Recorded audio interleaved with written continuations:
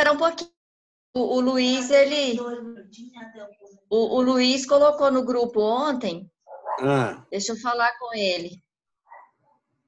Não, ele falar aqui que você já entrou. Ele falou com você? Falou. Aí, ó, o pessoal tá entrando. Bom dia, Guilherme, tudo bem?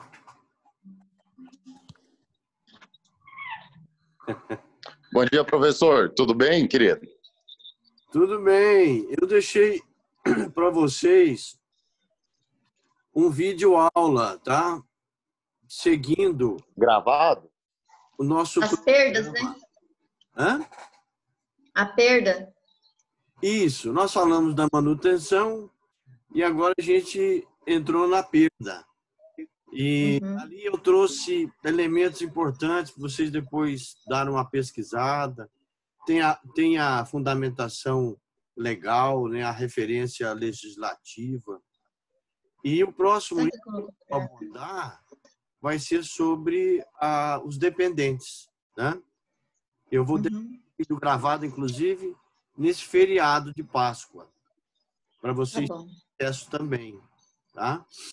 Eu estou querendo dar uma acelerada no nosso conteúdo, porque nós devemos ter aí uma avaliação para o final de abril, né?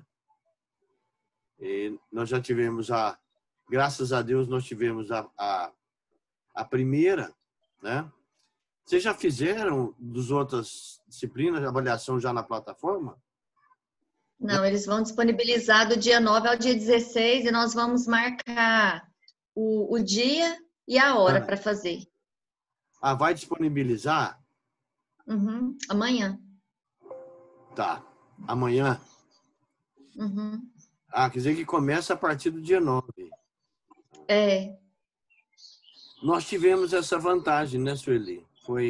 Graças a Deus. Graças a Deus. Foi muito bom. Vocês estão lançadas, né?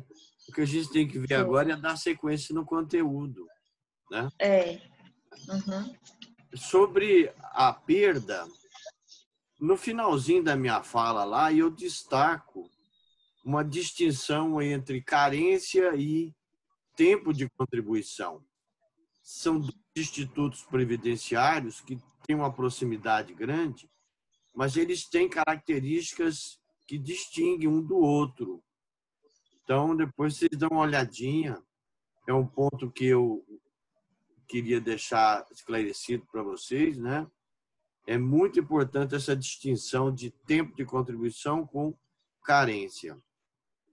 No final da aula de ontem, no vídeo aula, eu falei que está havendo um entendimento doutrinário de que com a reforma previdenciária, a emenda 103, ela não prevê mais a prazo de carência, né? Porque as aposentadorias por tempo de contribuição, aquela regra 85-95, elas foram extintas, né? Elas estão agora só como regra transitória. O que tem hoje é aposentadoria por idade, aposentadoria especial. Estão falando que a carência só vai aparecer para os benefícios de auxílio-doença, para aposentadoria por invalidez, para o salário maternidade para a segurada contribuinte individual e facultativa, e também para o auxílio-reclusão, que tem uma carência de 24 meses. O auxílio-reclusão é um benefício pago para o dependente do segurado, né? Então, está havendo essa discussão. No entanto, aquele ofício que eu deixei para vocês anexado no liceu, o INSS, no item 2.4, fala de prazo de carência de 180 meses, né? Ou seja, 15 anos, fala dos prazos de 12 meses. É no item 2.4. Então, eu chamo a atenção dessa discussão também. E uma outra matéria que eu coloquei no final também, de extrema importância, foi a súmula, né, da TNU, que eu mencionei que períodos intercalados de atividade com carência, de atividade com auxílio-doença, esses períodos de auxílio-doença, a jurisprudência conta para efeito de carência, para contagem de carência. Eu citei um caso concreto que eu profissionalmente atuei, de uma senhora que completou a idade de 60 anos, foi pedir a aposentadoria dela, e o INSS negou, alegando que ela não tinha o tempo de carência ainda suficiente. Na verdade, o histórico do CNIS dela, né, do contributivo dela, tem períodos de contribuição, tem períodos de auxílio-doença, ela volta a recolher normalmente, depois lá na frente ela entra de auxílio-doença de novo, e o INSS não contou esses períodos de carência, de auxílio-doença para efeito de carência. Né? Só considerou que ela contribuiu, mas não considerou que ela recebeu de auxílio-doença o período. Acho que teve período de 1 ano, teve período de 1 ano e meio, e com isso eles realmente não dá o prazo de carência de 15 anos. Né? Tem que considerar todo esse período, inclusive o de atividade e inatividade. Se somar, aí o prazo de carência dá. Eles negaram, nós entramos com a ação, essa súmula que eu citei no finalzinho da minha fala no vídeo aula, o juiz acatou, mandou somar tudo, mandou somar o período de contributivo e os períodos de inatividade, o período que ela ficou recebendo, né, auxílio-doença. Ela teve 3 concessões de auxílio-doença no histórico de vida contributiva dela. Né? Então, ela parou, deixou de contribuir, recebeu o benefício, voltou a trabalhar, mas na frente recebeu auxílio-doença de novo. Aí mandou computar tudo. Então, são temas de extrema importância, né, que eu deixei consignado para vocês terem aí uma ideia. Né? Um outro tópico que a gente até pode mencionar hoje, aproveitar que a gente está nesse sistema, acho que poucos entraram ainda, né, Sueli? Só tem você. Eu e o Guilherme. Pois é. Tá gravando, né, professor? Depois você vai disponibilizar. Eu estou gravando, né? Uhum. Eu queria destacar um pouquinho, então, sobre a perda. Eu sou apaixonado nesse tema, né? Porque quando eu já disse isso para vocês, que a perda da qualidade do segurado implica na perda, né, do vínculo. E essa perda traz transtornos para a vida da pessoa. Né? É o benefício que vai ser negado. Né? Então, o fato, ele é negado, é a companheira, a viúva, né, que vai pedir uma pensão por morte, e a Previdência nega o benefício. Né? Por quê? Porque perdeu a qualidade segurada. Eu iniciei a fala lendo um artigo emblemático da Lei 8.213, que é o artigo 102, né, que fala das consequências da perda. Depois eu fui lá para o artigo 27A, falei daquela punição que a pessoa tem que, né, contribuir a metade do prazo de carência para poder novamente ter a cobertura previdenciária. Então, são pontos de extrema importância e que ocorrem no dia a dia das pessoas.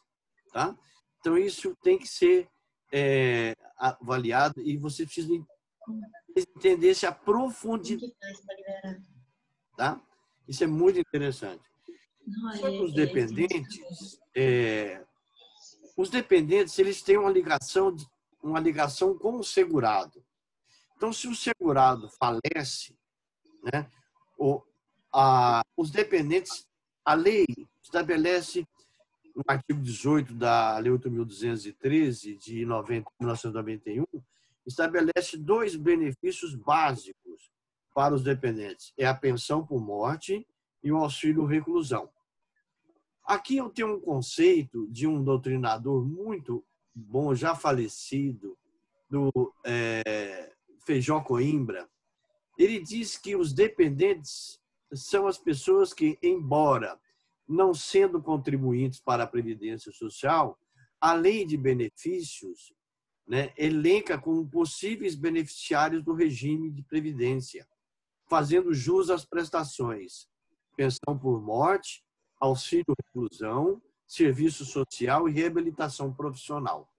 Ele afirma também que, em boa parte, os dependentes mencionados na lei previdenciária coincidem, né, com aqueles que a lei civil reconhece credores de alimentos, a serem emprestados pelo segurado. Aqui eu faço uma pausazinha para dizer que esse tópico sobre os dependentes, né, o direito a uma pensão por morte, o direito a um auxílio-reclusão, o vínculo dele, a maneira como ele se vincula ao segurado, a Previdência vai buscar um pouco, né, no direito civil essa relação de dependência, né, de vínculo de dependência.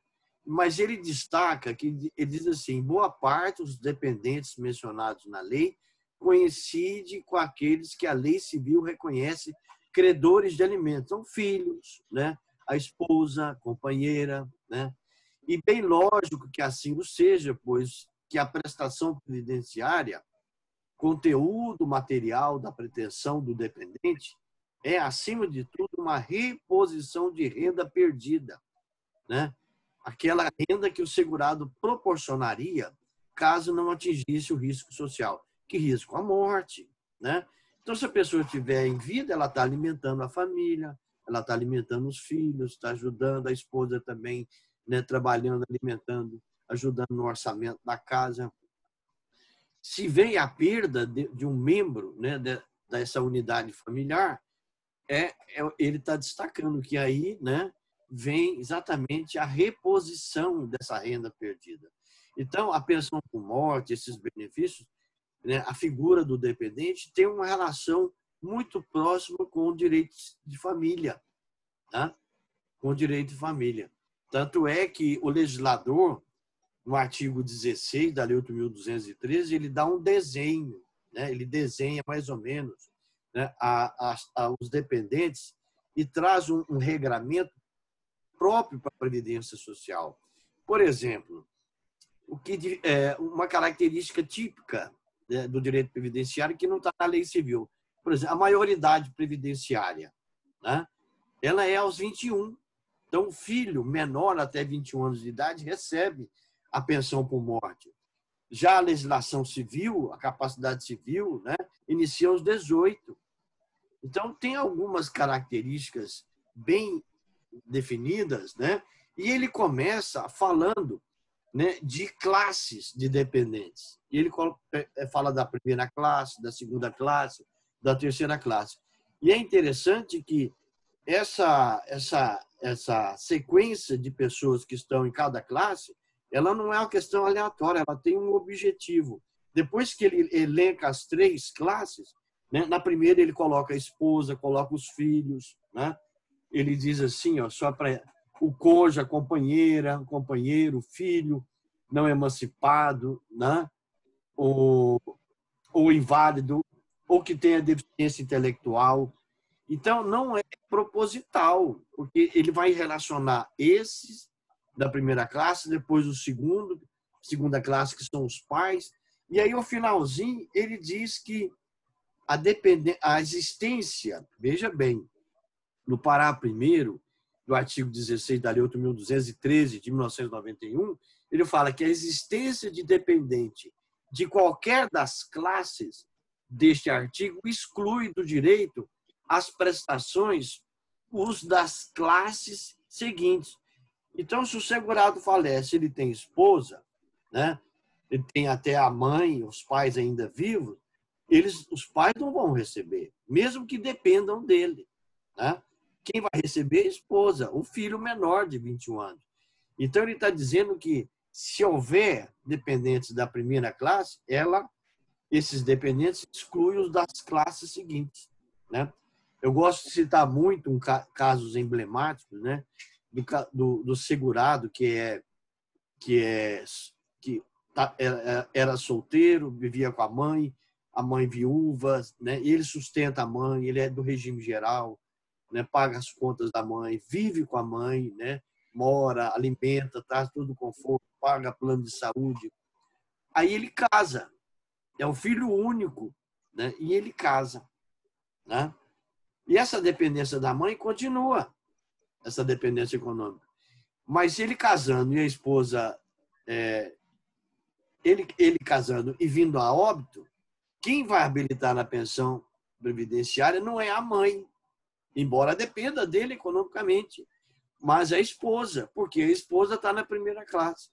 Aí você argumenta, mas professor, ela depende, a mãe dependia economicamente dele, precisa da ajuda, né? Essa pensão não vai ser dividida, rateada, não vai, né?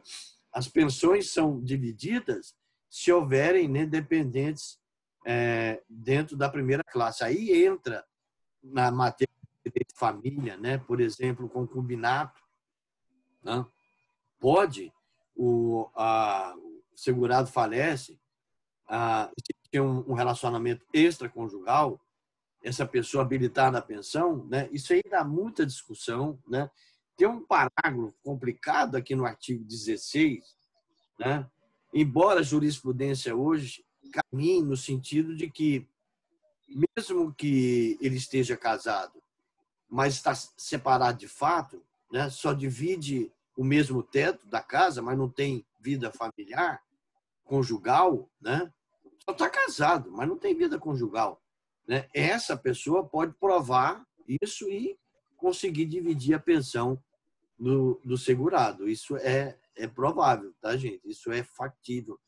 Tem entendimento jurisprudencial favorável. Inclusive, tem um autor que eu estava lendo aqui, o Ivan Keltzman.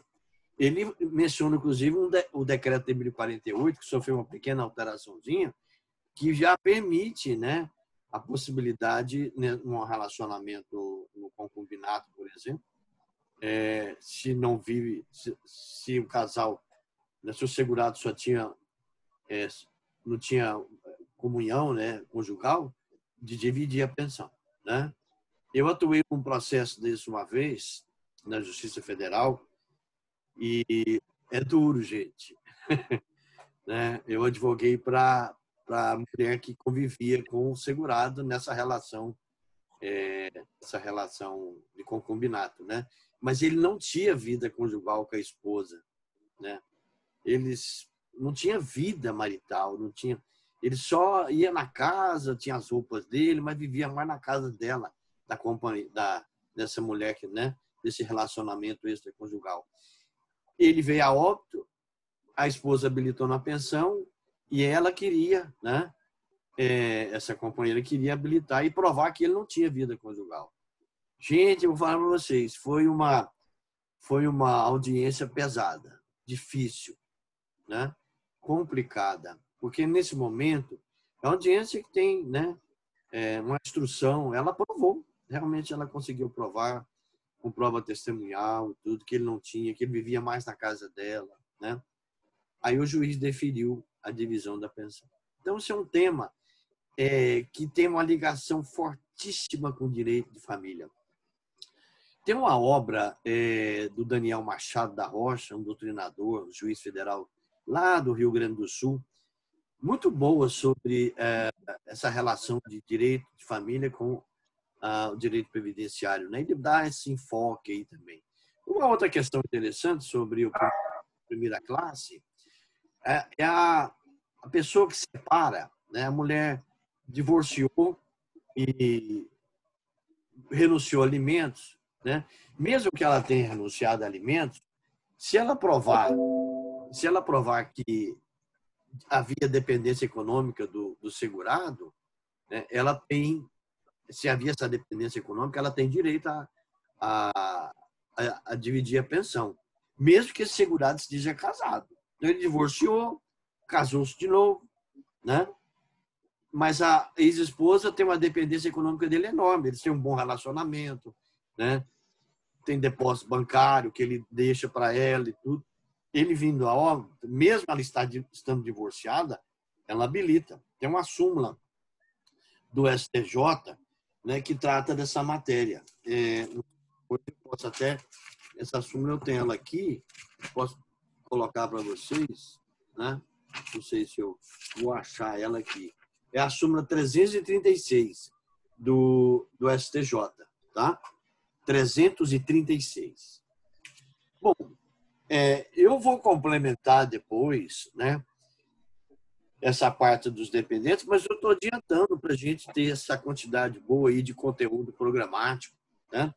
A segunda classe, eu já falei que é dos pais, né? A terceira é o irmão não emancipado, não, o menor de 21 anos, mas para que o irmão habilite, é preciso que não exista, né, dependentes das classes anteriores. Então, começa uma graduação aí, né? Primeiro vem esposa, companheira, filho, né? E também, depois vem os pais. Os pais habilitarem numa pensão previdenciária, regime geral, é preciso que o segurado não tenha esposa, não tenha companheira, não tenha filhos, né? Para eles habilitarem na pensão do segurado, tá? Porque é o critério de excludência. E um outro detalhe importante a ser destacado nessa relação de dependência, os dependentes da primeira classe, esposa, filhos, existe uma presunção de dependência econômica, não precisa provar. Não há necessidade de prova. Já os dependentes da segunda e terceira classe, há necessidade de fazer prova de dependência econômica. Tá? Esse é um ponto importante que tem que ser destacado. E eu também destaco que a Lei 13.846, de 2019, trouxe uma alteraçãozinha, né, em relação à união estável. O parágrafo acrescentou ao artigo 16 o parágrafo 5º, né? É uma dificuldade que o legislador criou, né, para habilitar na pensão por morte. Ele está exigindo uma prova, no caso de união estável, de dependência econômica, né? De certa forma, se a gente analisar o artigo no todo, né, vai até um pouquinho em choque com aquela presunção de dependência econômica da companheira, né?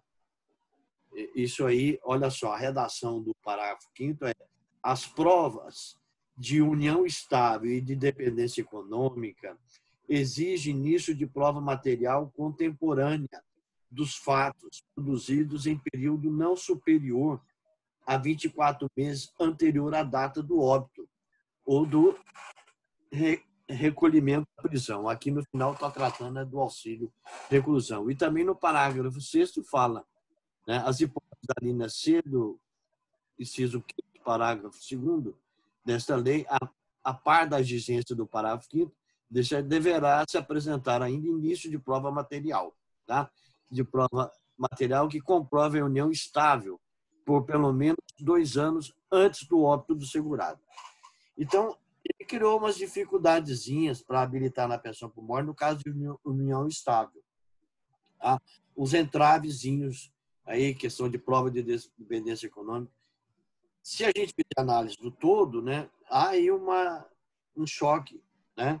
Porque os dependentes da primeira classe, a companheira está na primeira classe, ela não precisa provar dependência econômica, né?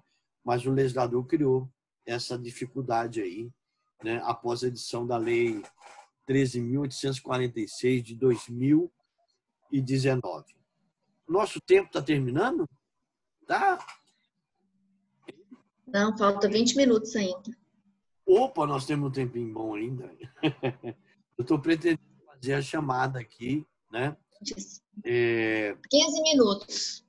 Opa, dá um tempinho bom. Vocês têm alguma observação? Eu estou mencionando aqui, né? Destacando alguns pontos interessantes dessa questão da dependência econômica, né? Da pensão por morte.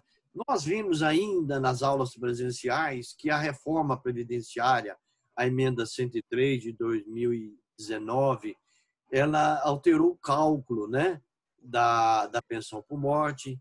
Então, nós vimos esse detalhezinho, isso é um ponto importante que deve ser considerado, né, em relação E também não esquecer que o artigo 77 da Lei 8.213 de 1991 estabeleceu uma escala, né, por faixa etária em relação ao tempo de gozo da pensão por morte. Só torna vitalícia a pensão por morte a partir dos 44 anos de idade.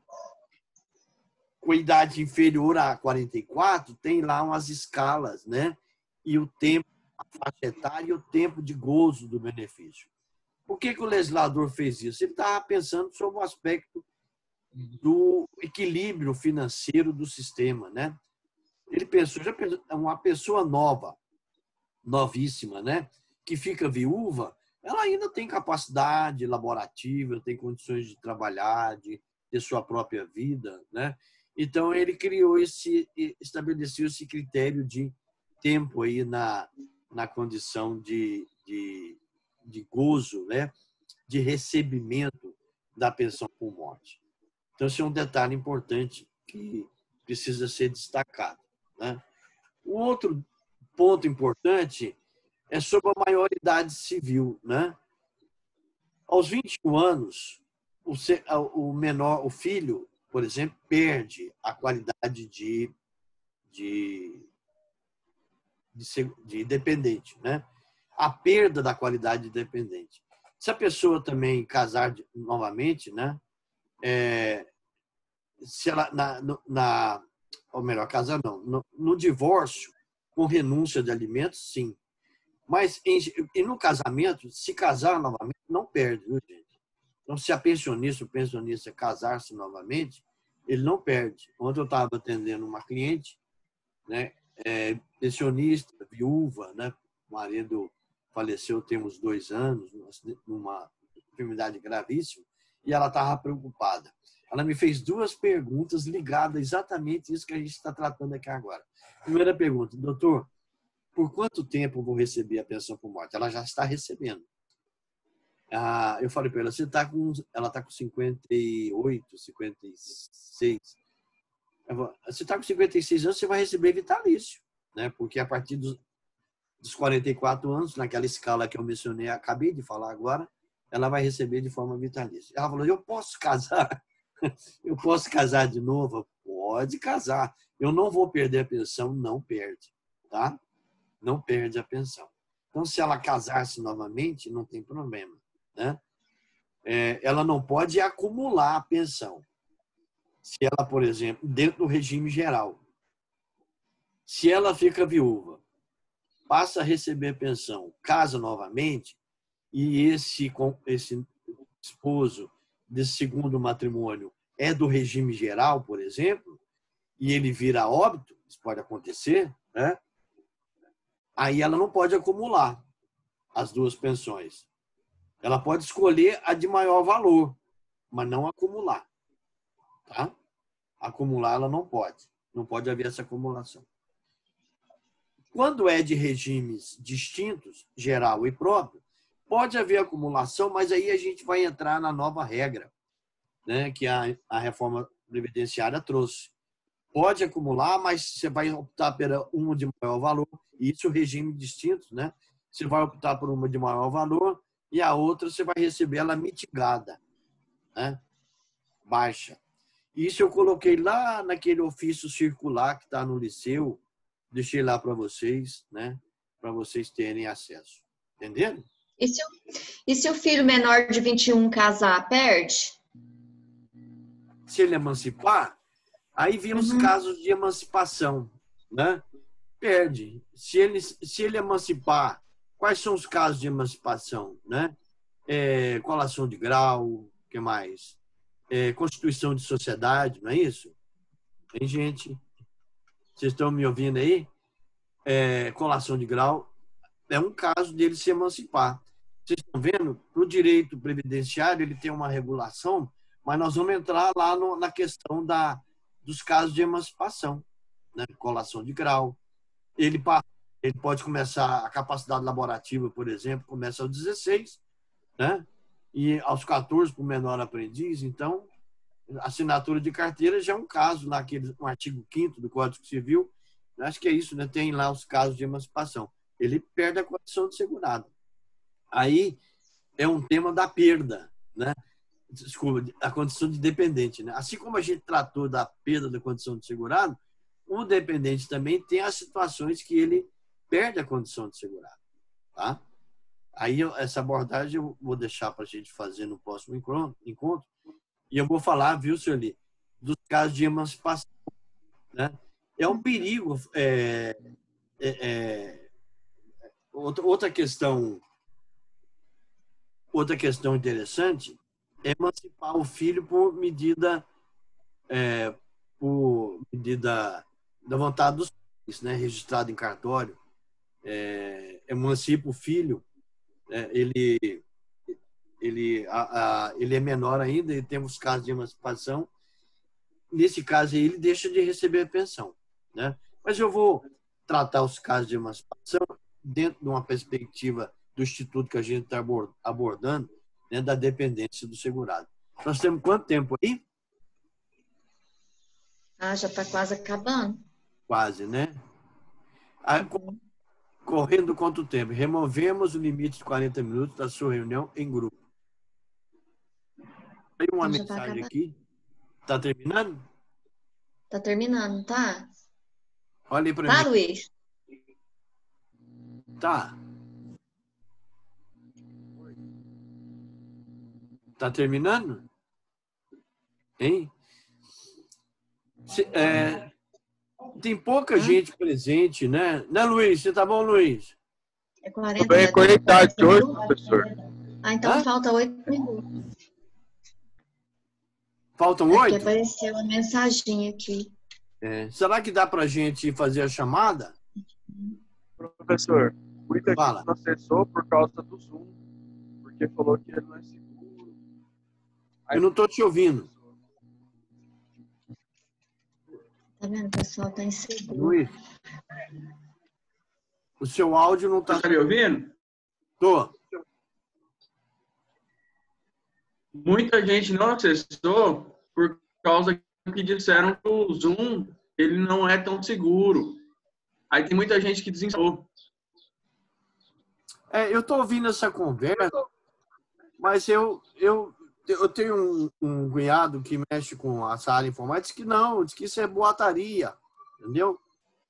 Agora, eu aconselho, então, eu não vou fazer a chamada, eu aconselho vocês entrarem na plataforma, no Moodle, porque entrando fica registradinho, e de lá eu faço a chamada por hoje, pode ser? Pode ser. Pode. Vocês entram na plataforma, porque entrando eu vi que tem jeito de fazer o controle lá. E se vocês entrarem hoje, pede para os meninos entrarem, né? E eu faço a chamada por lá. Mas essa conversa do Zoom, eu tenho ouvido isso, tenho escutado essas coisas, mas eu acho que isso não tem fundamento, tá? Eu acho que é mais... Eu não mexo com nada, não mexo com senha, não tem nada no meu. As coisas tudo é em celular. Então, por exemplo, não entro em banco, nada. Então, se quem não tem isso, não tem problema. Eu ouvi esse comentário, mas até o professor Daniel falou para mim que não, que está seguro, que ele obteve informações sobre isso. Tá? Viu, Luiz? Passa para o pessoal o próximo nosso encontro. Okay. Né? Eu passo lá. É bom esse contato com vocês. Eu já adiantei bastante, né? Eu já falei, terminei a parte de manutenção e perda de segurado. Estou falando dos dependentes. Vou concluir depois, né? Com vídeo aula também. A gente fecha esse tópico. Combinado, então, gente? Combinado. Combinado, Luiz? Tá? Eu estou colocando tudo na plataforma também. Né? Pode acessar, pode ver o vídeo lá, todo o material. Se não tiver material de trabalho, vai no Liceu que tem lá. Eu vou anexar agora um trabalho muito bom que eu estou concluindo de slides sobre as novas prestações em face à reforma, como que ficaram, cada uma delas eu faço referência, eu faço comentário, faço análise, eu vou anexar tudo no Liceu e na medida que a gente vai vendo o conteúdo, a gente vai fazendo referência, para vocês terem acesso. Essa aula de hoje vai estar, professor? Você vai disponibilizar essa aula de hoje? Vai, ela está sendo gravada, tá? Fala, Luiz. Outra pergunta. No caso da semana de prova, a do senhor, como a gente já fez presencial, a gente vai ter que fazer online não, né? Vai ter que fazer o quê? Online. Não. A gente já fez ela presencial, né? Isso, nós já fizemos, graças a Deus, né, Sueli? Graças a Deus. Nós já fizemos. Amém. Deus foi gracioso conosco. né? Nós vamos fazer só a segunda, né? VA. Espero que até lá a gente já esteja... As notas já estão lançadas. Já lancei, viu, Luiz? Está tudo lançado, tudo arrumadinho.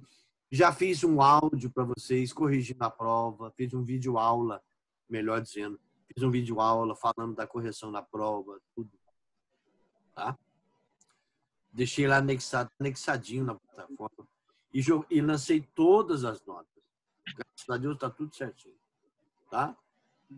Certo, gente? Fala, Renata. A Renata entrou.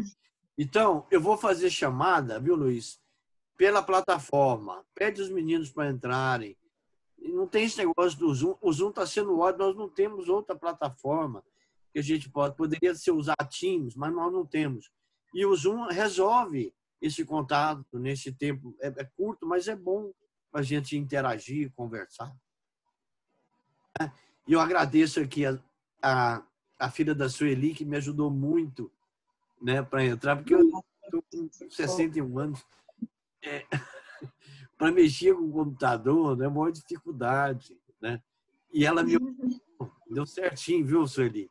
Ó. Tá bom. Tá?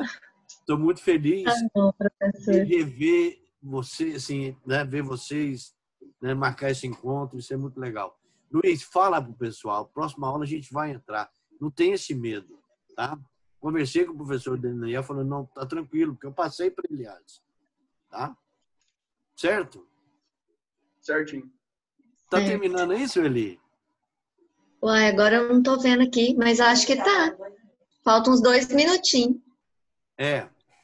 Então, eu não vou fazer chamada por aqui. Vou fazer pela entrada na plataforma, tá? Não deixe de estar na plataforma, que lá vocês têm acesso a tudo, inclusive essa aula que eu gravei, nós gravamos aqui hoje, tá? Certo, Renata? Hã? Renato, parece que você acabou de tomar café, Renata. Ah, ele tem que liberar o som para ela, não tem? Tem que liberar? Não, ela consegue liberar. Ah, ela consegue. Não. Vocês... Eu acho. Hã? Eu acho que ela consegue. Vocês entram quando vocês querem. Vocês é que controlam o somzinho aí, não é?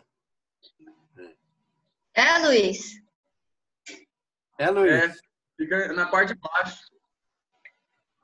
Na parte É. na parte de baixo. Para a gente encerrar aqui, aonde que eu entro? Onde é que é? Aqui, encerrar a reunião. Tudo certo? Alguma dúvida? Tem Tudo gente? certo.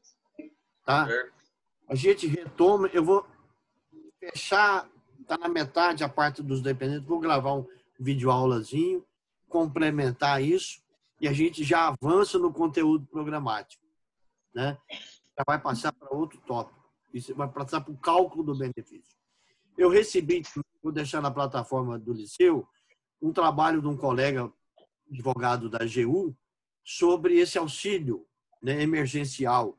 Ele fez um roteiro. Então, vocês têm parente, tem alguém, né? Vou deixar no Liceu para vocês. Ele mandou para mim pelo WhatsApp, meu amigo. Ele falou, mano, olha, um colega fez esse roteiro aqui da AGU. Se você quiser, né? Então, eu vou passar para vocês. Quero que alguém, né, tiver interesse. Ou eu passo para a Sueli no zap dela e ela... Passa para o Luiz, professor. Passo para o Luiz. Beleza. É, porque é ele que está passando tudo. Eu passo para o Luiz. Tá? Eu tenho falado com a Sueli porque da ajuda que a filha dela está me dando no Zoom. Tá? Mas eu passo para você. Tá? Uhum. Comunicação. Tá. Podemos encerrar? Podemos. Um abraço para vocês todos. Tá? Feliz Páscoa. Tá? Obrigada. Se fortaleça nesse momento que a gente está vivendo, né?